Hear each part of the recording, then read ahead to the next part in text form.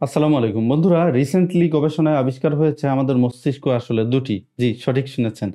আমাদের মস্তিষ্কই আমাদের সকল সিদ্ধান্ত নেয় না, বরং আমাদের গাট বা অন্ত্রের মধ্যে যেই ব্যাকটেরিয়াগুলো রয়েছে এগুলো আমাদের সিদ্ধান্তর ক্ষেত্রে অনেক গুরুত্বপূর্ণ ভূমিকা রাখে। কেননা মস্তিষ্ক এমন কিছু কেমিক্যালের মাধ্যমে নিয়ন্ত্রিত হয় যেই কেমিক্যালগুলো প্রোডাকশনের ক্ষেত্রে আমাদের অন্ত্রের বিশেষ ভূমিকা রয়েছে। আমরা সাধারণত মনে করি আমাদের সিদ্ধান্তগুলো শুধুমাত্র মস্তিষ্কের কার্যকলাপের ফল, কিন্তু সাম্প্রতিক নিউরোসায়েন্স এবং মাইক্রোবায়োম গবেষণা বলছে আমাদের গাট বা অন্ত্রে যেখানে কোটি কোটি ব্যাকটেরিয়া বসবাস করে সেই স্থানটি হতে পারে গুরুত্বপূর্ণ সিদ্ধান্ত নেয়ার গোপন চালক। এই বৈপ্লবিক আবিষ্কার বিশ্বজুড়ে মনোবিদ, নিউরোসায়েন্টিস্ট এবং চিকিৎসা বিজ্ঞানীদের ভাবিয়ে তুলেছে। কেননা এটা শুধু হজমের অঙ্গ নয়, এবং আমাদের দ্বিতীয় মস্তিষ্ক হিসেবে আমাদের পেটকে বলা হয়ে থাকে। অন্ত্র এবং মস্তিষ্কের মধ্যে একটি জৈব স্নায়বিক পথ রয়েছে বা যোগাযোগ রয়েছে, অর্থাৎ আমাদের পেটের সাথে আমাদের মস্তিষ্ক সবসময় কমিউনিকেশন করে, যেটিকে গাট ব্রেইন অ্যাক্সেস বলা হয়। এই সংযোগে প্রধান ভূমিকা পালন করে ভেগাস নার্ভ, যেটি মস্তিষ্কের স্টেম থেকে শুরু হয়ে অন্ত্র পর্যন্ত বিস্তৃত। তো এই 80% সংবেদী সংকেত অন্ত্র থেকে মস্তিষ্কে যায় এবং মাত্র 20% মস্তিষ্ক থেকে অন্ত্রে ফেরত আসে। অর্থাৎ আমাদের মস্তিষ্ক যা জানে তার অনেকটাই প্রথমে অন্ত্র থেকেই আসে। আমাদের গাট অথবা আমাদের পেটের মধ্যে যেখানে অন্ত্র থাকে সেখানে 29 ট্রিলিয়ন ব্যাকটেরিয়া, ভাইরাস, ফাঙ্গাস এবং প্রোটোজোয়া থাকে, যাদেরকে সম্মিলিতভাবে গাট মাইক্রোবিয়ম বলা হয়ে থাকে। এবং এই গাট মাইক্রোবিয়ম বা পেটের মধ্যে যেই ব্যাকটেরিয়াগুলো রয়েছে সেগুলো নিউরোট্রান্সমিটার যেমন সেরোটোনিন, ডোপামিন এগুলো প্রোডাকশনে সহায়তা করে, আমাদের ইমিউন সিস্টেমকে বুস্ট আপ করে, অর্থাৎ আমাদের রোগ প্রতিরোধের সক্ষমতাকে বৃদ্ধি করে। এছাড়াও আমরা প্রতিদিন যেই স্ট্রেস, অ্যাংজাইটি, ডিপ্রেশনের শিকার হই সেগুলোকে নিউট্রালাইজ করে আমাদের শরীরকে সুরক্ষিত রাখার কাজটিও কিন্তু গাট মাইক্রোবিয়ম করে থাকে। 2015 সালে একটি গবেষণা করা হয় যেখানে লক্ষ্য করা যায় আমাদের শরীরের মোট সেরোটোনিনের 95%ই তৈরি হয় অন্ত্রের মধ্যে যেই ব্যাকটেরিয়া রয়েছে সেই ব্যাকটেরিয়ার সহায়তার মাধ্যমে। তো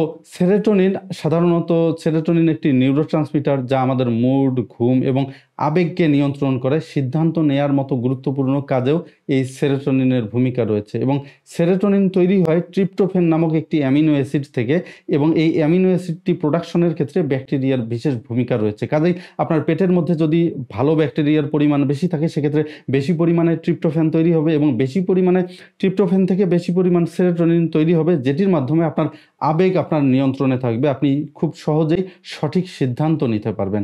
এছাড়াও পেটের মধ্যে গুড ব্যাকটেরিয়া যেটি রয়েছে সেটি আমাদের একটি বিশেষ রকমের এনজাইম নিঃসরণে সহায়তা করে, এবং এই এনজাইম ডোপামিন প্রোডাকশনে সহায়তা করে।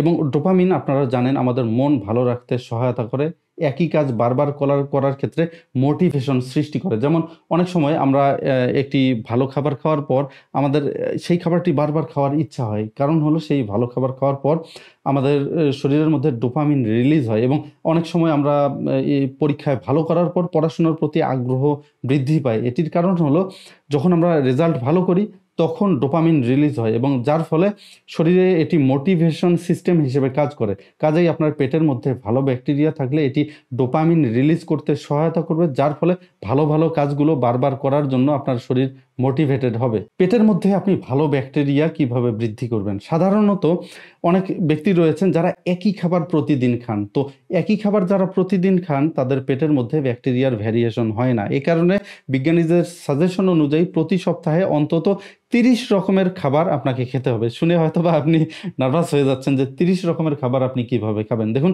30 রকমের খাবার বলতে আমি বোঝাচ্ছি, ধরুন আপনি ভাত খাচ্ছেন, আপনি মাছ খাচ্ছেন, আপনি কয়েক রকমের সবজি খাচ্ছেন। তো প্রত্যেকটি জিনিসই আলাদা আলাদা আইটেম হিসেবে। ইভেন আপনি যেই মসলা খাচ্ছেন সেই মসলাও আলাদা একটি আইটেম। যেমন আপনি হলুদ খাচ্ছেন, আপনি মরিচ খাচ্ছেন, তারপর আপনি পেঁয়াজ খাচ্ছেন, আপনি রসুন খাচ্ছেন, আদা খাচ্ছেন। এই প্রত্যেকটি জিনিসই একেকটি আইটেম।